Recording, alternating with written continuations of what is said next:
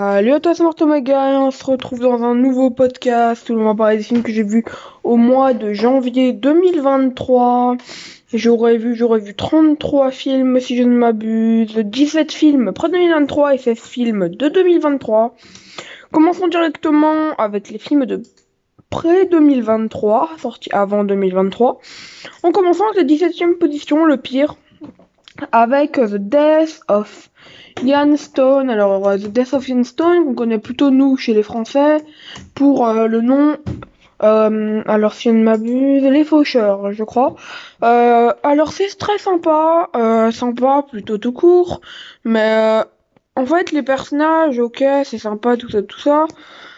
Mais c'est un schéma scénaristique beaucoup trop simple. En fait, on est sur un time loop movie pas très original, qui suit les codes classiques, qui ne n'ira jamais dans son concept. Il va en deçà de son concept. C'est peut-être le problème du film en fait, qui sera toujours beaucoup moins bon qu'un Happy Birthday, qu'un Happy Birthday to You, ou qu'un Bruce Doll, même si on n'est absolument pas sur le même type de film.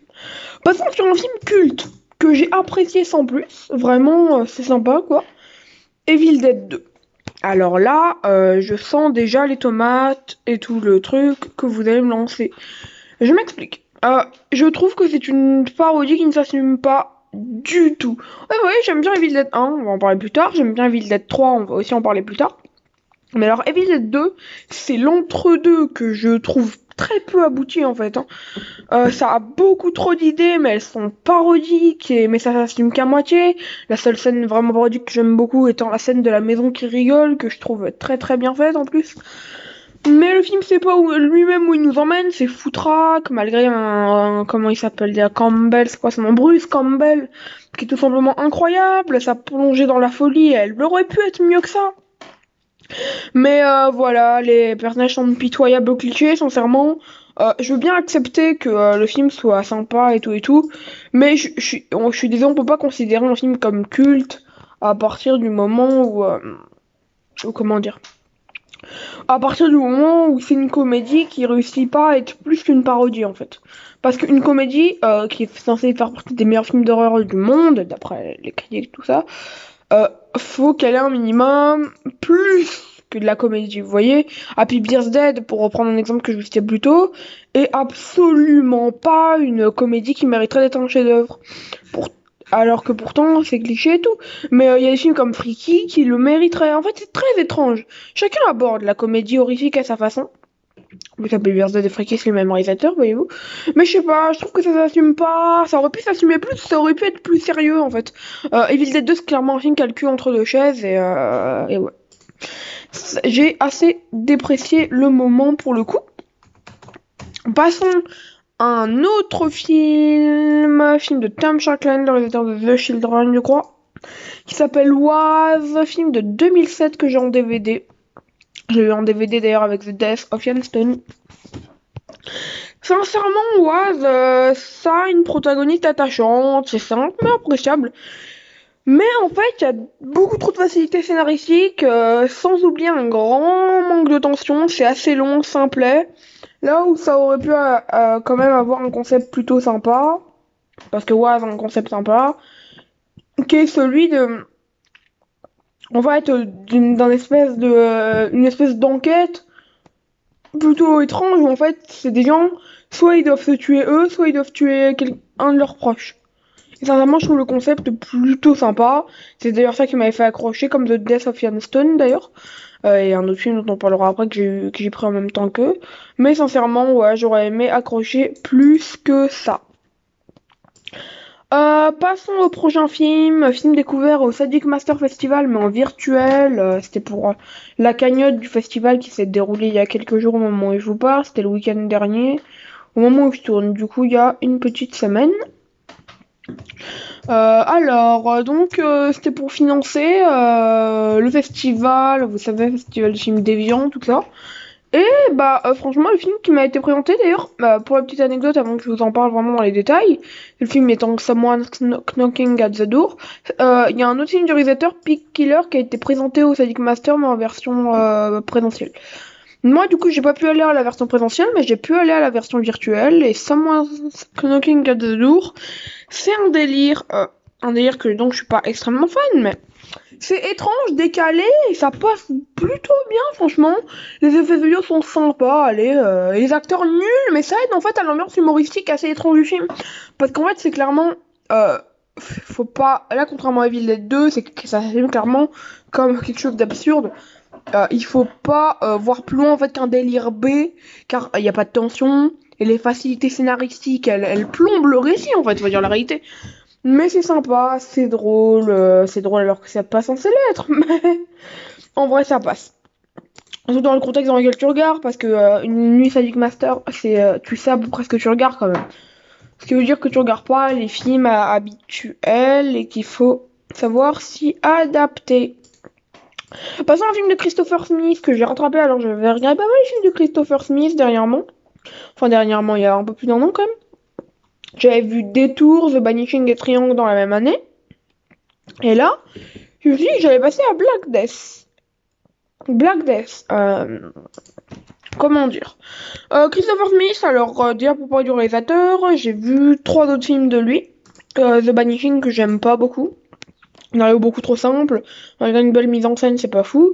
Triangle que j'aime beaucoup. Clairement le chef-d'œuvre de Smith. Très très très très fort comme film, vraiment très fort. Et il y avait aussi son Détour, film plutôt sympathique. Je pense qu'en fan de Christopher Smith, malgré que son Triangle soit vraiment son apogée.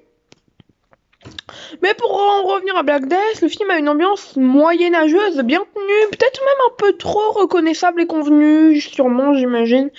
Christopher Landon utilise son talent plutôt bien, ça avait beaucoup mieux marché en Triangle, encore une fois, mais c'est pas mal. La lumière est très travaillée pour donner un aspect vieux temps, et le maquillage n'est pas en reste. Les personnages sont bien construits, parfois juste archétypaux quand même, il y a 2-3 archétypes de personnages qui sont assez durs à avaler. Le message du film sur la religion est aussi très bon, il va même au-delà de ce message en fait pour aller sur une vraie réflexion. Le film a une vraie réflexion et j'aime bien l'idée que Christopher Smith ait mis une vraie réflexion dans Black Death, qui est un objet à réflexion. Après c'est pas un film extraordinaire, hein, sincèrement je le conseillerais pas à tout le monde, puisque même moi je suis pas un grand fan de Black Death, c'est pas nécessairement un film que je vais m'empresser de revoir. Passons au film Grass, film que j'ai eu en DVD avec Waz et The Death of Ian Stone. Grass, film de 2009 de Paul Solette. Donc il a pas fait grand chose d'autre, alors il a fait d'autres trucs, il a notamment fait un segment de Tales of Halloween, tout ça. Mais en voyant les affiches, je sais à peu près le genre de film qu'il a fait d'autres, il a fait des espèces de nanars avec John Malkovich, ce genre de trucs, bref. Passons les Malkov nanars pour parler de Grass. Alors, sincèrement, enfin Grace, j'imagine plutôt, puisque c'est un film américain peut-être, non, un film canadien et américain, les deux. Mais donc, Grace, j'en attendais beaucoup, sincèrement. Les pages sont intéressants en fait, mais un peu comme notre film précédent, il y a beaucoup de failles archétypales quand même. Facilités scénaristiques sont enchaînants, le film reste divertissant et tente des choses par-ci par-là. Ça tente, mais ça réussit assez peu. Les effets spéciaux sont nuls, c'est exécrable à un point que vous pouvez même pas imaginer. Et le film manque de rythme et d'énergie pour n'offrir que bien peu de gore. Après voilà, il y a certains affects pour les personnages. En vrai, Grace, ça passe, même si ça aurait pu être, comment dire, tellement mieux en fait. Tellement mieux. Passons à un autre film dont j'avais lu. Alors, il y a beaucoup de films comme ça, je crois que c'était pareil pour The Death of Ian Stone. En fait, ils te spoilent la fin dans leur résumé pour te donner envie derrière le DVD. C'est-à-dire qu'en fait, je m'attendais à un truc. En fait, bah non, je l'ai eu que à la fin, le truc, mais en fait, est-ce qu'on m'a expliqué c'était à la fin. Voilà. Nightwish, du coup, on entre dans les très bons films, ce qui veut dire qu'il y a quand même 11 très bons films, ce qui est pas trop mal. Voire plus que très bons films pour certains, les 2 derniers. Mais Nightwish de Bryce Cook, c'est plutôt sympathique. Alors sincèrement, à part le fait qu'on nous spoil derrière, on passe un très bon moment, malgré des personnages clichés comme pas possible, il reste attachant. Et les relations interpersonnelles du coup restent bien construites. Le récit est sympa, même s'il a moyennement de l'idée, ça se tient quand même. La photographie est bonne, mais jamais originale. Bon, c'est bien ça, mais ça aurait pu être mieux. Les acteurs jouent bien, tandis que l'ambiance reste mal foutue, mais le concept est suffisamment bien utilisé. Les effets spéciaux sont excellents pour l'époque. Il y a quand même de plutôt bons effets spéciaux, ouais, sincèrement, j'ai trouvé ça Ça tenait debout, et je pense que c'est tout ce qui compte. Sincèrement, Nightwish, il y a pas mal de défauts que j'ai pu vous exposer, mais en vrai, je trouve ça plutôt sympa. Et passons désormais à un film dans la lignée d'Evil Dead, puisqu'en fait il fait partie de la même famille, et c'est le 3e opus. Je parle bien évidemment d'Army of Darkness, film de 1992 de Sam Raimi, avec Bruce Campbell, Evil Dead 3, l'Armée des Ténèbres en version française. J'aime bien ce film. Il s'assume, contrairement à Evil Dead 2, c'est le côté... C'est un peu un Evil Dead 2 qui s'assume en fait. C'est un peu un Evil Dead 2 qui s'assume. C'est n'importe quoi. Bruce Campbell, je vous l'ai dit, hein, même pour Evil Dead 2, il est toujours aussi bon. Bruce Campbell, très très bon, très très bon acteur. Le film apporte une vraie nouveauté, un truc what the fuck, mais qui est sorti du contexte de Evil Dead. En fait, devient presque sensé, en fait, si on l'enlève d'Evil Dead, c'est sensé ce film. Tout en étant un gros délire. Ce 3e opus s'avère bien meilleur que le 2e à mon plus grand bonheur. Et les effets spéciaux sont bien entendu majestueux. Voilà. Passons à un autre film plutôt connu, voilà, le lancement d'une trilogie qui va bientôt être une quadrilogie, Evil Dead, voilà, tout simplement, on reste dans la même catégorie. De Sam Raimi, film de 1981 avec Bruce Campbell, encore une fois. Alors, Evil Dead, j'aime bien. Le film pose de très bonnes bases horrifiques avec d'excellents acteurs.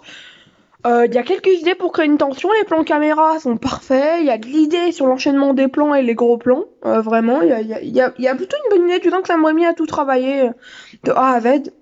Les effets spéciaux sont très très bons là aussi, comme dans Evil Dead 3, Evil Dead 2, c'était moyen, mais ça passait. Le film installe une vraie ambiance, loin du manichéisme, les musiques sont excellentes. Par contre, on va pas se mentir que quand l'horreur elle arrive, en fait... c'est un peu trop classique, je m'attendais à quelque chose un peu plus inattendu, quand même, vu le statut cultissime du film. Là aussi, quand même si un peu moins culte que Evil Dead, 2e du nom. Il y a de bons jumpscares, mais des scènes un peu trop classiques tout de même. Avec du recul, on peut tout de même dire que le côté nuit de folie littérale passe très bien avec un grand Bruce Campbell, parce qu'en fait, oui, clairement, c'est une nuit de folie, en fait, le film. Ça passe très bien. Alors, effets spéciaux, j'aime beaucoup, mais alors la transformation du bras de Linda, tu sens que ça a vieilli l'effet spécial quand même. Voilà. C'est comme les traces de pas dans, comment ça s'appelle, Réveillon sanglant, je crois, Bloody New Year, que j'ai vu hier, en fait, j'allais dire il y a quelques jours, maintenant j'ai vu hier. Passons à un film d'un grand réalisateur, et non, je ne parle pas de 2013, voilà, je le dis au cas où. Brian De Palma a réalisé Obsession en 1976. Alors, bizarrement, la fin est très classique, fin un peu à la Inexorable.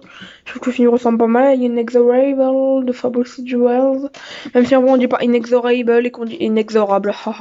Mais plus sérieusement, Obsession, c'est très simple, mais j'aime beaucoup ce film.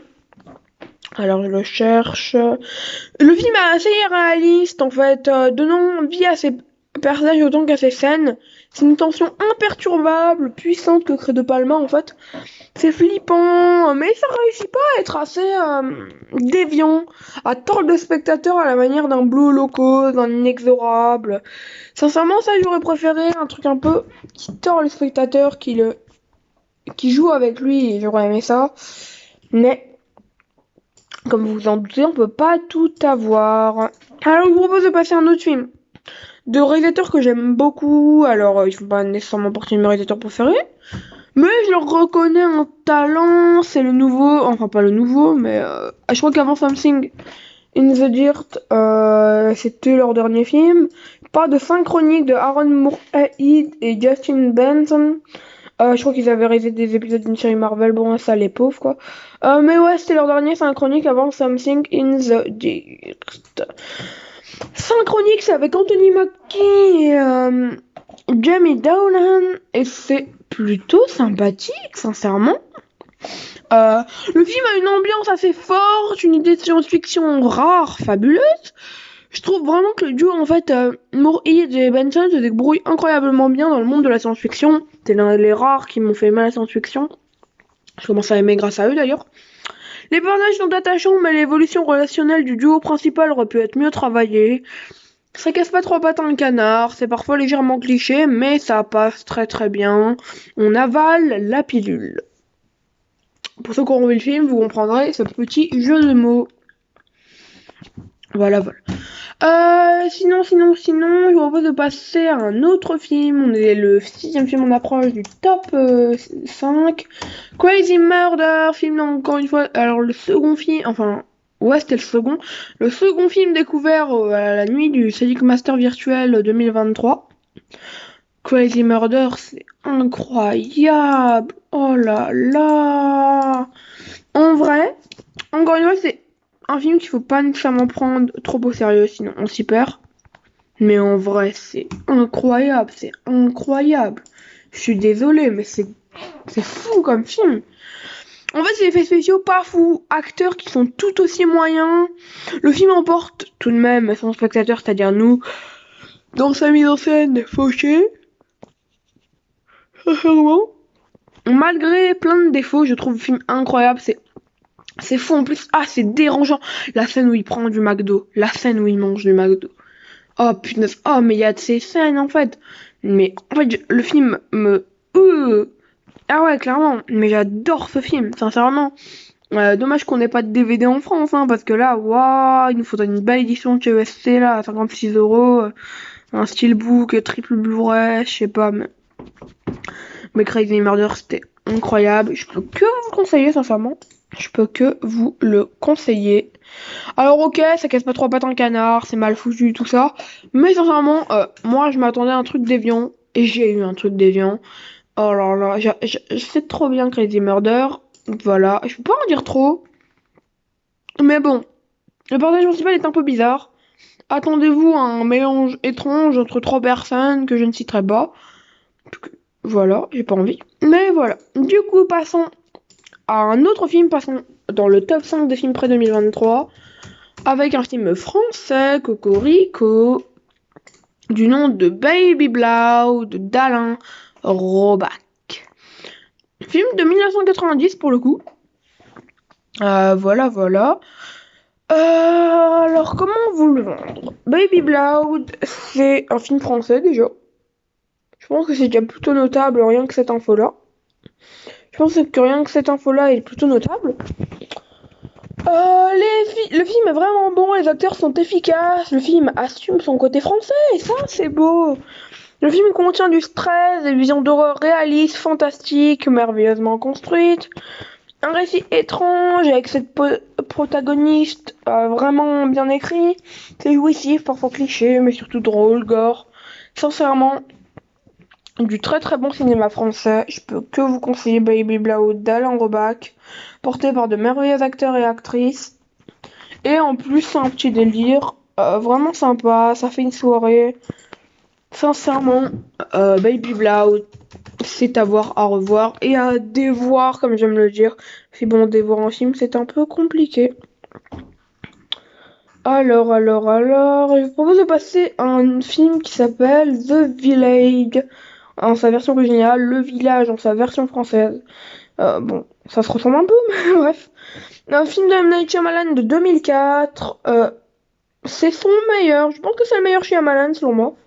Selon moi, ouais, Le Village, c'est le meilleur Shyamalan. Je le trouve tout simplement fou. Après, voilà, quoi. Comment dire. Shyamalan n'a jamais fait d'excellents films, selon moi. Mais c'est du très bon, Le Village. Je peux que vous le conseiller, mais...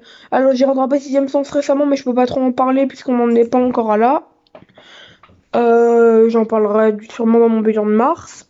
Mais je peux vous parler de Hold et de... Bah, c'est juste de Hold, en fait. Je peux juste vous parler de Hold, voilà.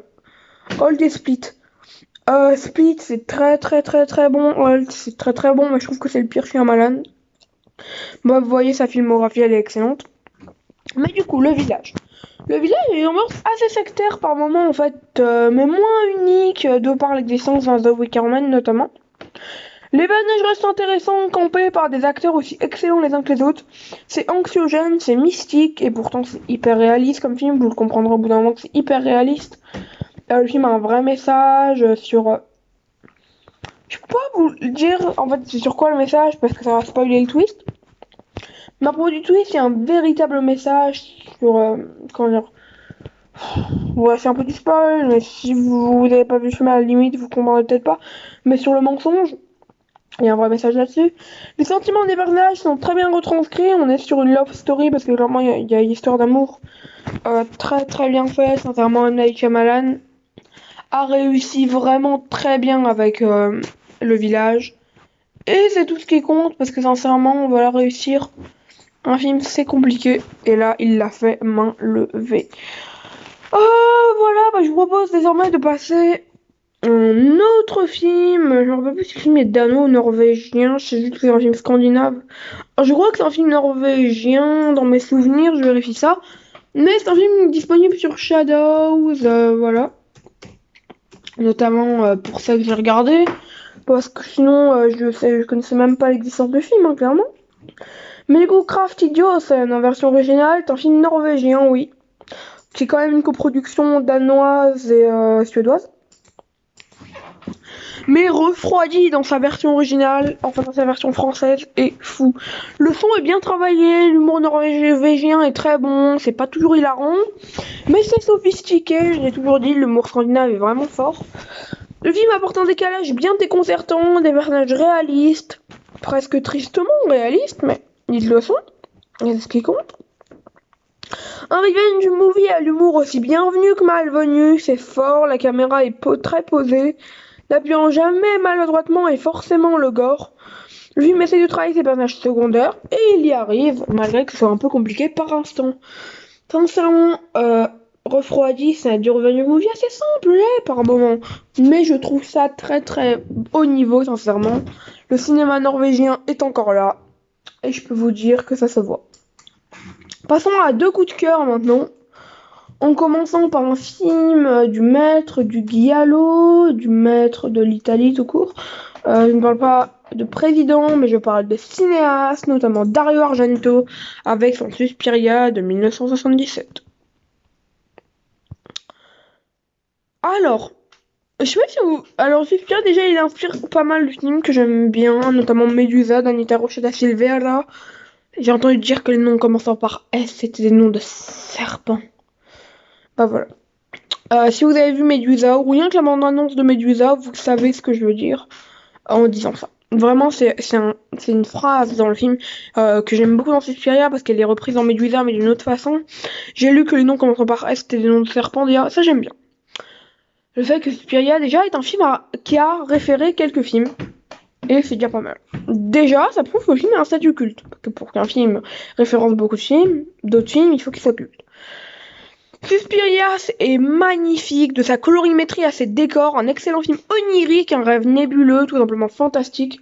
Les personnages sont bien construits, ils servent le récit à la perfection, sans se permettre d'être plus. C'est un voyage esthétique indescriptible, c'est magnifique, c'est un giallo très très fort. Il y a une scène quand même, la scène où la personne elle tombe, pas du toit, mais elle tombe de l'étage pour aller au rez-de-chaussée. Et quand le sol il s'écroule, vraiment Suspiria c'est waouh, je l'ai vu au cinéma, à la séance Panique Cinéma, un samedi de janvier au Forum des Images, je crois que c'était le dernier samedi de janvier. Sincèrement, je trouve ça fou quand même. Voilà. Vraiment, je trouve ça fou.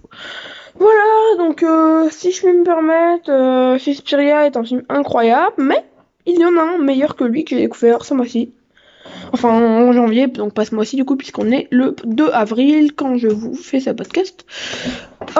Mais donc, film de Panos Cosmatos. Et non, je ne suis pas tombée dans le panneau.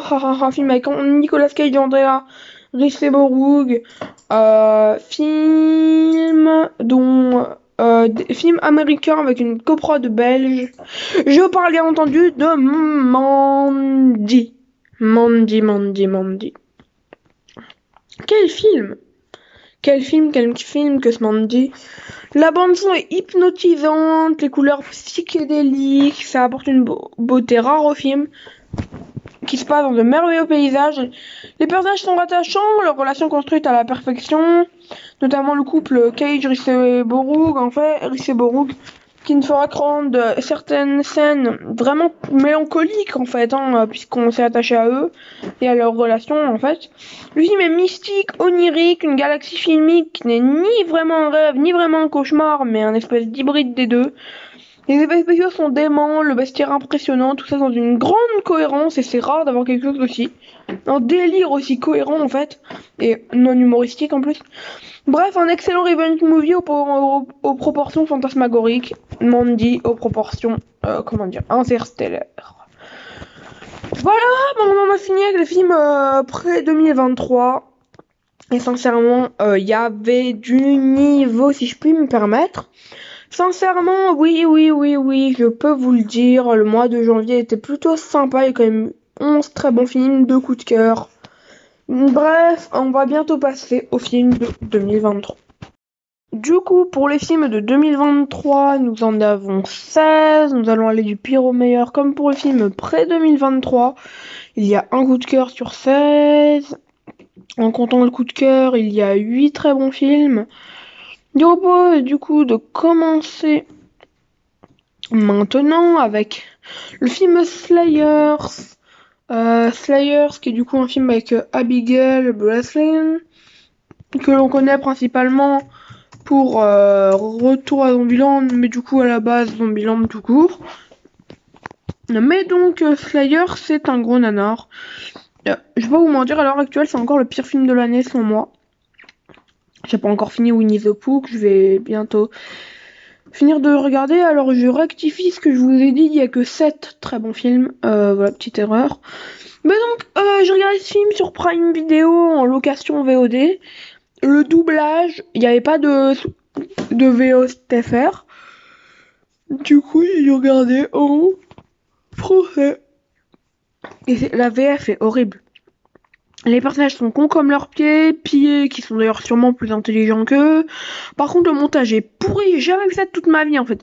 C'est-à-dire qu'en gros, le montage, tu as, en gros, parfois, on va dire un tiers du film, c'est juste des images trouvées sur internet qui défilent avec une voix off. Voilà.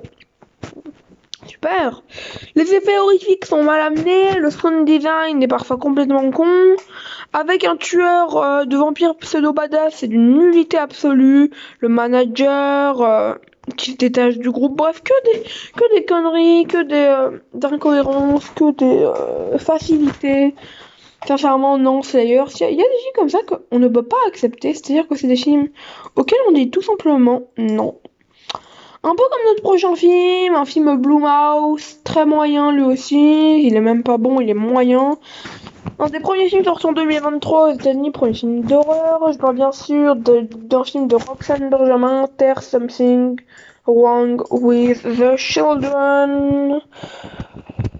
Alors, comment dire, le scénario il tient mal la route, délaissant la subtilité scénaristique pour faire quelque chose d'assez vide et avec des musiques très très mal utilisées du cinéma Blumhouse avec une caméra qui se veut proche de ses personnages mais qui est en fait amateur.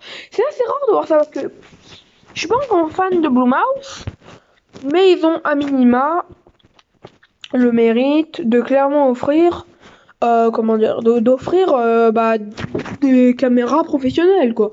Mais j'ai vraiment l'impression que le film est assez amateur étonnamment. Voilà, je suis pas un grand fan de Blumhouse, mais comme je dis, il y a même des films comme Nightmare Island et tout ça qui ont une caméra à minima bien tenue. J'ai revu Nightmare Island qui était avant un de mes films Blumhouse préférés, c'est de la daube. Voilà, Nightmare Island, je le dis. Passons au film Bon sans plus avec la 14e position. Avec un film suédois ultra foutraque quand même, sincèrement. Un des premiers films que j'ai vu, j'ai vu 5 films de 2023 le 1er janvier que je m'étais gardé. Du coup, des films qui n'étaient pas encore sortis officiellement en France, mais qui étaient sortis en 2022 un peu partout dans le monde. Sauf en France, du coup. Ou même précédemment, puisque The House at the End of the Forest, de Jonathan Katzeff, est un film suédois de 2020 officiellement. D'ailleurs, le mec a eu le culot d'aller mettre une note Letterboxd sur son propre film ou en mettant une critique, en mettant 5 étoiles, bien sûr. Voilà, petite anecdote bien sympathique. Sincèrement, The House at the End of the Forest, c'est nul. Alors, un point. un point, c'est-à-dire que moi c'est foutraque, ça va partout, c'est amateur, c'est oh là là. Sincèrement, ça aurait pu tenir la route avec du mystère, de la tension. Mais les personnages sont peu développés, il y a aucun travail scénaristique, c'est même pas la faute du budget là en plus. C'est un bon film qui pourra jamais aller plus loin que ça en fait, à cause de son budget, à cause de ses limites scénaristiques, à cause de tout en fait. The House at the End of the Forest, c'est plus un thriller d'ailleurs qu'un film d'horreur. Mais c'est un thriller un peu mal foutu, sincèrement. Est-ce que je conseille, est-ce que je conseille pas? Je vous laisserai voir par vous-même ce que ça vaut, mais c'est un peu trop foutraque, et non pas foutac, à mon goût. Passons à un autre Blumhouse. Ça parce qu'on en parlait avant, mais passons à un autre film de chez eux. Avec The Visitor de Justin Pearland, réalisateur de The Seventh Day ou encore de The Dark. The Dark est un film autrichien mais tourné en anglais. Très très étrange tout ça. Mais donc, The Visitor, c'est nul. C'est sympa, hein, ça reste sympa, mais on est vraiment sur du Blumhouse, quoi. Du Blumhouse. Ouais, quoi, ok. Très classique, déménagement dans la maison parentale où les secrets vont être découverts dans un village étrange. Effets spéciaux vraiment nuls aussi, hein, clairement. D'autres fois, bon sans plus, alors voilà, mais sinon les effets spéciaux sont pas faux. Les personnages sont plus simples. Jamais réellement travaillé, un récit Blumhouse qui peinera à divertir, qui ne sera jamais intelligent. C'est assez simple, la fin légèrement surprenante sans plus, un moment comme beaucoup trop d'autres, et c'est peut-être ça le problème, c'est qu'il nous faut des moments plus originaux, quand même on est en 2023. Passons à un autre film du nom de The Offering, ou en version française L'Emprise du démon, film que j'ai vu au cinéma. L'Emprise du démon. Le film montre un travail scénaristique sur la famille et le deuil. Plutôt sympa à ce niveau-là, voilà, ça je ne l'enlèverai pas au film. Il y a un travail là-dessus, clairement. Alors je recherche sur Letterboxd le film. Mais c'est contrebalancé en fait par des clichés qui s'empilent, l'illogique qui triomphe. Ouais, sincèrement, je sais pas, mais je suis pas nécessairement fan. Il y a pas d'ambiance, moins de la moitié des jumpscares sont crédibles et les personnages hors dramaturgie travaillés tiennent sur un post-it. Le film reste au moins bon, mais c'est absolument pas des films qui traitaient aussi de la communauté juive, tels que The Vigil, et encore moins d'Attachment. Attachment qui était très très bon film, dont on a parlé dans mon précédent podcast sur l'étrange festival. Alors, maintenant détendu, qu'est-ce que l'emprise du démon, alors la fin aussi est pas ouf du tout, sincèrement la fin, les quoi, 30 dernières secondes, non. Le jumpscare de fin, non, ça fonctionne pas, pardonnez-moi. Voilà.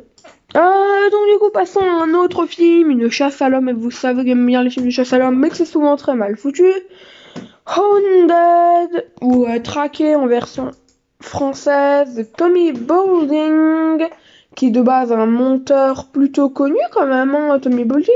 Monteur des films Possum, Choose or Die, The Power, Barbarians, et Traqué, du coup il a fait le montage.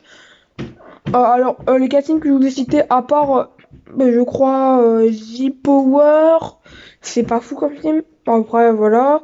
Ouais, à part The Power, les autres sont pas nécessairement oufissim. Possum, Barbarian, Choose or Die. L'emprise du démon, c'est Undead. Qu'est-ce que j'ai raconté? Pourquoi je parle de l'emprise du démon? Mais donc, Traqué, c'est pas hyper bon non plus, ne mentons pas. Le métrage manque de tension, malgré qu'il n'en soit pas dénué. Un humour aussi moyen que ses acteurs, même s'il y a quelques blagues, quelques galéjades plutôt bonnes. Les personnages sont sympas, peut-être beaucoup trop clichés, mais au minimum cool, entre guillemets, et utile au scénario. Il y a une utilité scénaristique très très simple, mais il y a une utilité, ça suffit. Le grand problème du film étant qu'il pose trop vite ses bases. Même si dans d'autres films ça peut être une qualité, dans celui-ci c'est trop un défaut en fait, car il devient tellement prévisible, en fait c'est ultra prévisible. Hein. Le long métrage se paye en plus le fait de tourner en rond au bout de 45 minutes, le film est aussi trop cliché dans sa manière de critiquer la bourgeoisie, sans en être moins agréable, mais sincèrement traqué. C'est pas un film que je conseillerais à fond. C'est bien mieux que tous les autres films que je vous ai cités avant, mais voilà. Passons à un film bon sans plus, mais que j'affectionne, le dernier Neil Marshall à date. J'ai pas perçu de Ziller, alors film avec Charlotte Kirk, sa femme, comme très souvent ces derniers temps. Réalisateur de The Descent, que je n'aime pas, réalisateur de Doomsday, sympa sans plus, réalisateur de Sorcière, que je... Ouais, allez... franchement, Neil Marshall n'est pas un cinéaste que j'affectionne plus que ça. Ouais, je sais pas. Je sais qu'il est très apprécié, mais moi, en vrai, c'est un réalisateur 3 étoiles, quoi. Il a pas beaucoup, il a que très peu de talent. Alors, Ziller, bah, c'est du CGI bien dégueulasse. Enfin, du CGI très série B, mais que j'aime beaucoup. Les acteurs jouent bien, c'est divertissant, les personnages sont clichés, il y a de l'idée, quand même. Notamment au niveau du côté claustrophobe, que je trouve plutôt bien exploité. Un divertissement vraiment bon en tant que tel, mais la qualité cinématographique passe complètement à côté, c'est peut-être ça le problème, ça passe à la trappe. Quelques effets spéciaux bien mauvais, mais les blessures graves ou bénignes, très bien faites. Sincèrement, c'est pas fou, mais j'aime bien. Un petit délire B, qui était passé en séance de minuit au pif, mais moi, du coup, que j'ai vu chez moi, sincèrement. Peut-être que j'aurais aimé la faire cette petite séance quand même. Passons à un autre film du nom de The Price We Pay. Alors, très très space comme film. Film de Ryuhei Kitamura, réalisateur japonais du coup. Un mec a fait certains de ses films aux US. Je sais pas si c'est... ou au Canada, après je me rappelle plus. Mais donc, j'en étais à où Price We Pay, voilà. Alors sincèrement, les personnages sont nuls en fait. Mais le film il est tellement fun, film américain du coup. En fait, c'est vraiment n'importe quoi. C'est à 200 à l'heure. Et le film a de l'humour, il sait être cru. C'est une bonne série B. Sincèrement, alors Emile Hirsch se donne à fond, mais il se donne à fond dans l'horizon parce qu'Emile Hirsch est nul dans ce film, punaise. Comme dans un autre film dont on parlera dans mon bilan de mars, je pense. Mais sincèrement. Et je trouve film plutôt sympa, c'est gore, c'est sympathique, mais ça n'ira jamais au-delà. Bon, c'est passé un film plutôt apprécié par les critiques, tout ça, mais que je trouve beaucoup trop classique, beaucoup trop cliché. Ce qui fait que le film n'atteindra jamais les hauteurs qu'il aurait pu atteindre, plutôt non pas attendre. Je parle de Watcher de Chloé Okuno, film présenté à Jean mais tout comme The Price We Pay d'ailleurs. Watcher, oh là là, mais qu'est-ce que c'est que ce truc? C'est avec Maïka Monroe. L'affiche est hyper belle. Il y a du concept, nouvelle réalisatrice et tout et tout. Il y avait du potentiel. Maïka Monroe, elle rayonne dans ce film, elle a une performance grandiose. Le film crée petit à petit une tension, notamment sur des plans de fenêtres qui vont à reculons pour montrer le point de vue du voisin. C'est un thriller puissant qu'offre Chloé Okuno, même si trop classique par l'instant. C'est parfois flippant horrifiquement. Mais là, je vous ai sorti plein de qualités. Ça flippant, le fait que ce soit puissant. Mais le problème, c'est que c'est beaucoup trop classique. C'est un moment par moment ennuyeux. Le film devient vers sa fin assez dérangeant. Je veux dire, lorsque le policier, là, il revient, c'est horrible. Toutes les situations y retourner, même si on n'est pas face à un twist techniquement. Ce que j'aime avec la fin, c'est qu'au début, elle est très prévisible, mais le film, en fait, il brouille les pistes. Je trouve ça fort, un film qui brouille les pistes, en fait, réussissant à te faire penser à totalement autre chose. Voilà, sincèrement, Watcher, c'est pas fou, c'est beaucoup trop classique. Mais en fait, il y a beaucoup d'idées, il y a une esthétique, il y a tout, mais non. Le fil conducteur me déçoit, c'est un peu comme Smile. Il y a beaucoup de qualité autour, mais le fil conducteur est décevant. En gros, même si les deux films se ressemblent pas du tout, Watcher n'a rien à voir, mais strictement rien à voir avec Smile. Du coup, je me rends compte que j'ai inversé. Alors, pardonnez-moi, j'ai fait une petite inversion. The Price We Pay était en 9ème et Watcher étant... ouais. Non, Watcher est moins bon que The Price We Pay. Voilà, j'ai fait une petite inversion. Je viens de me rendre compte là, en regardant mon classement, les films sont à peu près pareils, c'est-à-dire qu'ils ont eu un 3.5 au début, mais avec le temps, je les trouve de moins en moins bons, je sais pas pourquoi. Passons du coup au très bon film avec la 7ème position avec Mad Lady. Qu'est-ce que c'est que ce truc encore? Qui est Mad Lady, oh là là. Sincèrement. Film de Johannes Hertman. Voilà. Je sais pas d'où ça sort, mais je sais que ça sort. Les acteurs jouent bien et parfois ils surjouent bien et ça c'est fort. C'est un film à prendre au second degré, le film arrive par moments à être vraiment sérieux. Les personnages et la situation de base sont trop clichés, la figure paternelle qui est contre l'histoire d'amour, les méchants trop méchants sans aucune subtilité. Mais bref, le côté humoristique est fort, notamment avec le deal de fromage au bout d'un moment qui est à mourir de rire. La caméra est fauchée, mais je trouve la lumière en total accord avec la photographie, les effets spéciaux sont horribles. Sincèrement, ça pique les yeux, mais j'adore. C'est cliché, c'est si bon. Après voilà, il y a les habituels défauts des nanars. Le film tire en longueur, la fin est prévisible. Mais, sincèrement, ça passe vraiment bien, Mad Lady. Et je peux que vous le conseiller, c'est une petite pépite. Étrange, mais c'est une pépite, et je dirais que c'est tout ce qui compte. Maintenant, passons à un film dont j'ai le poster dans ma chambre, voilà, petite anecdote. Un film où j'ai failli m'endormir devant, vous allez dire, oh punaise. Il le met dans ses très bons films. Et il a failli s'endormir devant. Alors, pour mon excuse, le film est long, et j'étais fatiguée. Mais le film est bon. Le film est très bon. Film de Lucie Lilovic, je parle bien sûr de Airwig, bien entendu. Une ambiance calme, mystérieuse, une bande son douce, harcelante. C'est un film envoûtant, porté par de grandioses acteurs qu'offre la réalisatrice. C'est beau, très lent, mais ça se rattrape toujours. La fin, je le trouve incroyable. Sincèrement, Airwig, c'est fou, c'est à voir. Vraiment, c'est mystique, c'est onirique, c'est un espèce de rêve bizarre. En fait, tu te demandes d'où sort ça. Bah, c'est un roman, mais Lucie Adzalilovic, elle fait vraiment quelque chose avec ce film. Sincèrement, Airwick, je peux que vous le conseiller. Et passons désormais au top 5 du mois de janvier. Avec un film... Vous allez dire, je crois que j'ai vu 2 films dans la même journée d'ailleurs. J'ai failli m'endormir devant aussi. Voilà. Journée de la fatigue, wouhou, alors que les 2 films sont très bon. Je parle bien sûr d'Ashkal, de Youssef Chebi, film tunisien.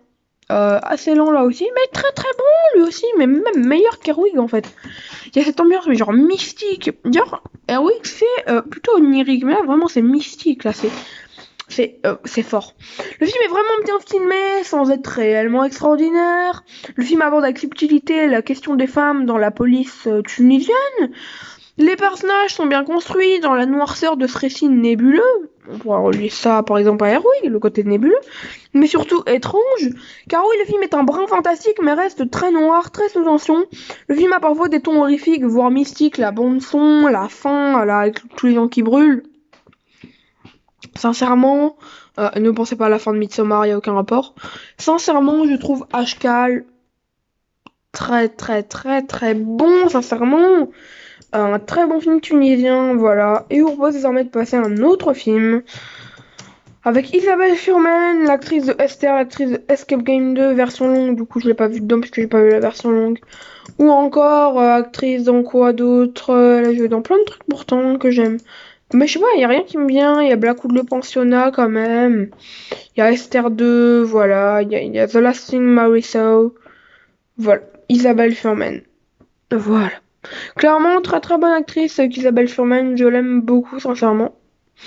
Mais, surtout qu'en plus, elle est depuis quoi, 2009. Ce qui est notable. Le film est vraiment très bon. Il y a une vraie tension en fait qui se dégage de Vinovic. C'est un très bon thriller. Isabelle Fuhrman, elle est renversante, elle est sur le fil, elle est exceptionnelle, sincèrement. Assez exceptionnelle. La mise en scène est ultra immersive, elle nous emmène dans le fort intérieur de Fuhrman, les personnages sont bons. Et malgré un immense travail de concentration sur la protagoniste, les personnages secondaires sont absolument pas oubliés, ça c'est fort. Parce que le film se concentre exclusivement sur la protagoniste, jouée par Fuhrman. Mais alors, les autres ne sont pas oubliés pour autant. Les dialogues sont bien construits, dans une bonne dynamique, la bande son est excellente, le film part vers sa fin dans des tons obsessionnels, quasi horrifiques, avec un sound design impeccable. Le sound design du film est fou du début à la fin. Clairement, c'est touchant. Voilà. Notamment quand on voit l'amour que porte la petite amie d'Isabelle Fuhrman. Je trouve ça fou, je me rappelle plus de son prénom, donc voilà. Mais voilà, je trouve Zinovis complètement fou, sincèrement. Je m'attendais pas à ce qu'il sorte en France, en vrai, j'en entends pas depuis quelques temps. Je m'attendais pas à ce qu'il sorte en France, puis j'ai appris une sortie en fait dans un live du youtubeur Cinécho que je salue s'il passe par là. Voilà.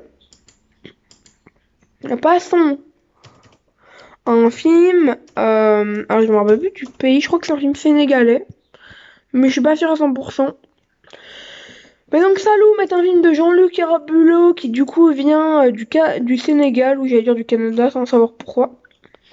Les acteurs jouent très mal. Voilà, les acteurs jouent mal. Alors je commence sur un point mauvais, voilà, sur un mauvais point. Mais la bande son elle est parfaite, elle est entraînante, ça apporte un peps au film entre croyances locales et personnages haut en couleur, badass. Les acteurs, eux, sont pas si fous comme je vous l'ai dit. Les scènes sont très bien construites, sous tension. Les effets spéciaux sont moches. Voilà, faut le dire. Bas budget, tu le sens. Mais la colorimétrie est magnifique, c'est divertissant, c'est intelligent. Saloum, c'est incroyable. Voilà. Voilà, Saloum, sincèrement, je le trouve très très fort. Vraiment, je trouve ça incroyable que Ashkal et Saloum ont réussi à s'exporter en France. C'est deux films africains et c'est rare de voir des films de genre africains. Je pense qu'il faut les soutenir, ces films-là, qui sont en plus très bons. Voilà, c'est pas comme des Ashura. Ashura, film marocain que j'aime bien sans plus. J'ai rencontré le réalisateur d'ailleurs. Mais je suis pas fan à 200, 300, 400, 500%, quoi. Mais voilà. Passons à un film très très bon à son tour. Voilà, je parle bien entendu de Bodies, film A24. Le film réussit assez fragilement à souvent se détourner d'un côté teen movie bien trop ancré, ça c'est sympa.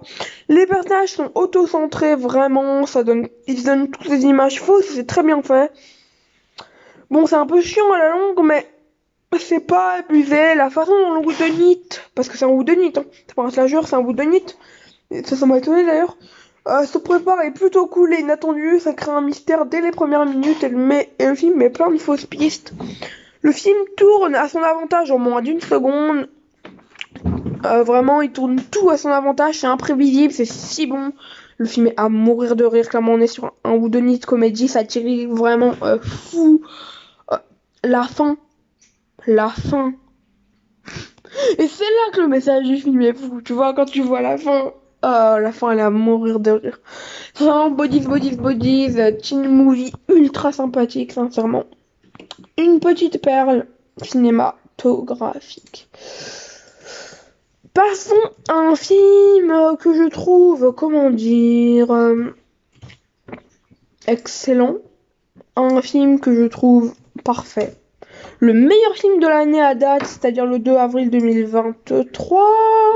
Le 1er avril, puisque il me manque un film à voir aujourd'hui. C'est un film incroyable, c'est finlandais, c'est une comédie dramatique. Et c'est à la fois un truc un peu mystérieux. C'est un peu fantastique, vite fait. Hein. C'est pas réellement fantastique, c'est plutôt terre à terre, mais je sais pas si vous voyez ce que je veux dire. Il y a un côté vraiment de genre. Et sincèrement, ce film, je ne le renierai pas. L'étrange histoire du coupeur de bois. J'ai parlé au réalisateur d'ailleurs sur Facebook, à quelques mois après avoir vu le film, pour lui demander s'il préparait un nouveau film, tout ça. Le film est ultra bon, c'est un drame exceptionnel qui nous montre que le pays le plus heureux du monde a aussi ses tristesses. Notre protagoniste est très bien campé par Jarkko Lahti et il s'avère vraiment attachant, on a envie de croire à sa réussite. Le film a un humour bon, c'est jamais hilarant mais sophistiqué comme la Scandinavie sait le faire. C'est un mélange grandiloquent et grandiose qui mélange en lui comédie, drame, horreur avec une maestria rare, nihiliste, mélancolique. Le film s'empare du spectateur et le surprend tout le temps. Le film aborde des sujets assez forts, notamment l'existence. Film réalisé par un poète. Hein. Et ça se sent. Le film contient une étrangeté assez onirique par moments. C'est magnifique. L'histoire du coupeur de bois, c'est vraiment une perle. C'est une perlasse de 2023. Je peux que vous le conseiller encore mon film préféré de l'année actuellement. Je crois bientôt 3 mois après mon visionnage. Bon, après il y a Beau is Afraid, le film d'Ari Aster qui sort en fin de mois. Du coup voilà. Mais je verrai. Du coup voilà. On a fini avec les films de 2022. De 2023, qu'est-ce que je raconte? Et du coup voilà. Du coup le meilleur film nouveau c'est Trahison du coupeur de bois. Le meilleur film ancien c'est Mandy. Enfin ancien en 2018 quoi. Clairement. Un mois. Ce serait très bon. Plus dans les anciens films que dans les nouveaux, puisque j'ai pas beaucoup de films très bons de janvier. Donc sincèrement voilà, je vous dis ciao, c'est Martin Mega, on se retrouve dans une nouvelle vidéo prochainement. La prochaine vidéo sera sûrement mon bilan de l'étrange festival, le bilan de février 2023, le bilan de mars 2023 et le bilan d'avril 2023. Ciao ciao.